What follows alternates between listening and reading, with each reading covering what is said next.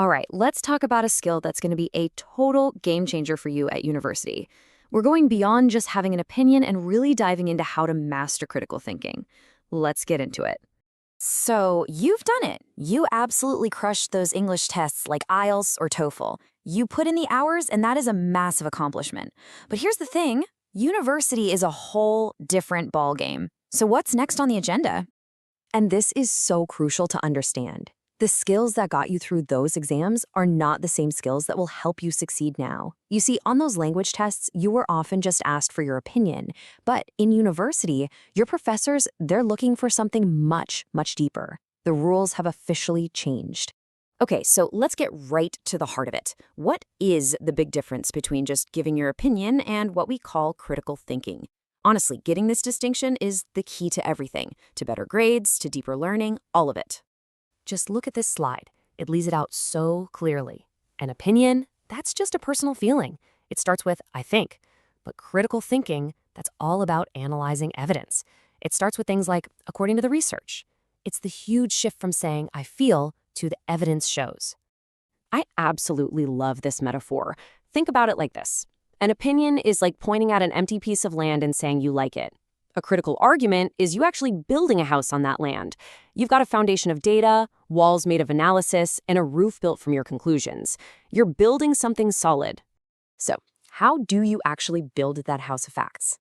You might be thinking it sounds complicated, but I promise it's not. It really just comes down to a simple toolkit, and it's built on 3 main pillars. Here are your 3 essential moves. First, you question what you read. Second, you connect different ideas. And third, you evaluate the evidence you find. And trust me, this isn't some secret talent you're born with. It's a skill you can learn and practice. So let's break each one down. First up, question. Your job now isn't just to be a sponge, soaking up everything you read. It's to wrestle with it, to actively engage with the material. Challenge it. Ask yourself, why did the author choose this data and not something else? Or is this study from 10 years ago still relevant today? This is where the real learning kicks in. The second pillar is all about connecting the dots. You're rarely reading just one book or one article, right? Your real power as a thinker comes from making connections between them. How does one argument relate to another? Do these 2 authors agree, or are they in a debate? Finding those links is how you start to create your own unique insights. And finally, we evaluate. This is where you step in and make a judgment. But, and this is super important, it's not about which argument you personally like more. It's about which one is built on a stronger foundation. Is the evidence solid? Is the reasoning sound? Your evaluation has to be based on the facts, not your feelings. Okay, so we've got the theory down, but I know what you might be thinking. How do I actually do this in a real classroom, especially if I'm nervous about my English or feeling a bit shy? Let's talk about how to take this toolkit and use it to contribute with confidence. I want you to burn this into your brain.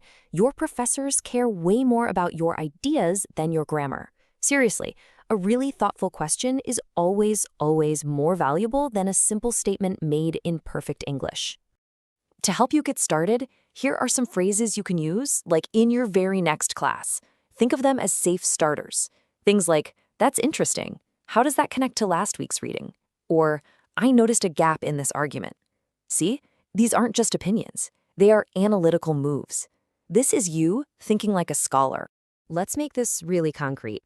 Imagine you're in a seminar discussing the Internet of Things, or IoT. Now, let's look at 2 different ways a student might contribute to that conversation. Wow, right? It's night and day. The first response is fine, it's a personal feeling. But the second one? That is critical thinking in action. That student connected 2 different authors. They evaluated a conflict between their ideas, speed versus security, and they posed a really powerful question. That is the kind of contribution that gets your professor's attention. Okay, let's bring this all home, because the most important element in this entire process is you. It's your voice, your perspective, and the completely unique value that only you can bring. You've got to get this out of your head. University isn't a test where you're trying to find the one right answer. It's an ongoing global conversation. The goal is just to contribute, to add to it, to push it forward. It's not about winning an argument. It's about building understanding together. And please never, ever think that being an international student is a disadvantage. Are you kidding me? It is your superpower.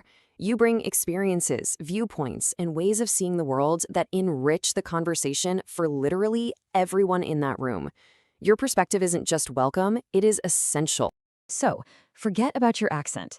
Seriously, stop worrying about finding the perfect word or constructing the perfect sentence. None of that really matters.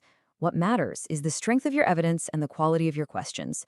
Put your energy into your ideas, because that is where your real power is. And so, I'll leave you with this challenge. In your next class, don't just think about what you're going to say. Think about what you're going to ask. Your journey as a true scholar begins with a question. What's yours going to be?